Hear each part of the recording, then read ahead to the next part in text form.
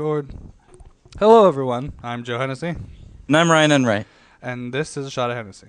Today's episode, we're going to continue with Ryan's story about his D&D campaign. We're probably going to continue for this episode and maybe the next one, just so we can wrap everything up.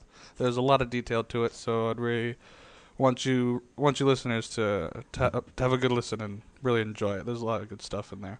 And then afterwards, we'll probably move on to some new topics. So, Ryan, why don't you give us a quick summary of what happened last time and then continue. All right. Well, in the last session that we talked about, I had introduced how the characters have just gone from their specific countries and whatever origin, whether they're just trying to graduate from gnome school or they're trying to ascend their position and rank in their monastery or whatnot, and they just need to move on. They need to travel or whatnot. Mm-hmm. Some need to go and travel to this newly formed country of Isanthropoth because it's a new way of coming up in their lives and of gathering different resources and experiences. And I mean, it's just a new beginning and a new start. And that's pretty much where I was. And then I just started to talk a little bit about, the economy and how they don't really recognize royalty of lesser means and nobility from other countries, except if you're like a king of something or if you own something or something like that. So. Okay, I'm looking through my notes. Sorry, I'm looking through my notes here. Okay, I got here. And at some point after, the characters have introduced themselves, I have the captain come up, and the captain, gives a little bit of a speech identifying the characters of where they're going, and how the initial undocking is going to work and where they should be going. And then he teaches them two different greetings that I had made for the country, one for being a proper and then one for just, the authorities and whatnot, in case that they had to deal with either one of those. And then after that, they kind of have a point to talk around each other and find out any more information that the captain may not have told them, maybe rumors going on about the country or whatnot. But after that, I say that the ship has run out of provisions at this point. So when they reach the new city of Windcrest, which is where they're going to be docking, they are directed to the nearest tavern, which I've named the Salty Dog. As they reach the dock, they're asked to unboard and pay their 10 gold fee. It's very foggy and crowded, and they are greeted heartily inside the Salty Dog. After they have situated themselves within the tavern, the story begins. And then my story begins just like as if I was reading the script to like maybe an introducing cinematic to like a Final Fantasy game or something like that, where pretty much at the Salty Dog Inn and Tavern, one of the characters is at the bar or maybe at a table that's very close to the door, and all of a sudden this half-orc boy just bursts in, running full force as if he's fleeing from somebody. He accidentally runs into one of the characters, smacks right into him, knocks himself on his own butt, and he had a bottle in his pocket or something like that, and it just flew and it hit the ground. And the character picks up the bottle and looks at it, and it's like a blue tinted bottle with a little message inside, like a little piece of paper. And the orc boy sees him pick up that bottle, and in like a half broken English sort of thing, starts exclaiming, "Oh, can you help me?" sort of thing. Can you help our country, our people?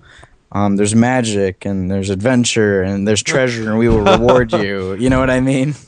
If you follow me, the adventure and all the world's treasures will be yours. Now, if you just sign on the dotted line here, and like he's just advertising it. Like, this is all a gimmick. This is all Exactly. It's all part of the whole presentation of it. It's actually like it's like a cruise sorta adventure cruise. Where they do like dinner theater. Okay, never. Okay, continue. Oh, that's good. Yep, but I don't think I could have made a even more obvious story hook, just to make sure that I got them on the main story arc that I really wanted. But after they do that, they're just like, okay, orc boy, whatever you say or whatever. And then the guards rush in, and the city guard have been chasing him this whole time, and they start dragging him off. And then the captain of the guard walks up to them, and he introduces himself as Captain Langshift, and he thanks the character mightily, and he invites him and his traveling party, and he looks at the immediate, party of players since they're Mm-hmm. like right next to him. He assumes that they're together. Yeah. So that's how they actually all get brought in together. And he invites them to take them on a tour real quick, and just about the city because he can see that they're new and that he doesn't understand why the orc boy was such a high priority target or something like that. And he goes and walks out and he says, well, the orc boy must have been an escaped slave Mm-hmm. because he didn't have papers saying he was free. He wasn't with an owner. We can't have people like that running around because it'll start an orc rebellion, this, that, and the other thing. And as he's introducing the economy, sort of reiterating what the captain said, but I kind of just did that to make the characters and to make the players feel that, yes, what you heard is correct. This is how it's going to be. You can believe the captain. You can believe this captain of the guard, Yeah. and make sure, in a question and answer session that I kind of, if I missed anything or if they had any specific questions, I kind of answered it right then and there just to get themselves on a good start, on their feet and everything. Yeah. And then for their first battle encounter, literally they were walking back to the Salty Dog, and then all of a sudden this train of orc slaves comes by, and one of them breaks loose of his bonds and puts, one of the slavers in a headlock and kind of gets a hostage situation. And instantly I said, everybody roll initiative, and they did that, and Captain Linkshift kind of walked forward sort of thing and pulled out his sword and he pulled out his shield and he was like, hey, orc guys, let's chill out here, man. Let's not cause a scene. Trying to calm him down and everything. But of course the orcs, can't even understand him because in this country they don't speak the common tongue. Ah. And the players, interestingly enough, didn't attack the orcs right off. They kind of followed Linkshift's lead and they formed like a defensive pyramid right behind Linkshift, in case, the orcs were going to flank or something, with Linkshift at the point. And I thought that was really neat. But they pretty much just kind of held off and they did diplomacy checks and intimidate checks, try to calm them down. So luckily, if they had failed something like that or if they hadn't attacked and didn't even try to calm them down or do what Linkshift was doing, I was going to have them just run out and start attacking random people until they attacked the orcs. Well, because they did that and they succeeded, they had the orcs kind of stay where they were, being really scared and everything. And then sooner or later, a huge swarm of cavalry, like armored men, on these horses with these spears, just come running by, and they just massacre the orcs. Because it's obviously an army versus unarmed rebels that are, Yeah. totally unaware of where the hell they are. Yeah. And from there, the captain says, all right, well, I got to clean this up, so I'm sorry, but I kind of have to cut this short. If you need any more information, you should probably head over there. And he points them over to a storefront, and he says that is the Adventurers Guild for the city, so you should probably start your way there. They walk over there, and they see that it's called the Westerly Wanderers Exploratory. Nice. Oh, Yeah. the WWE. Yes. I remember this.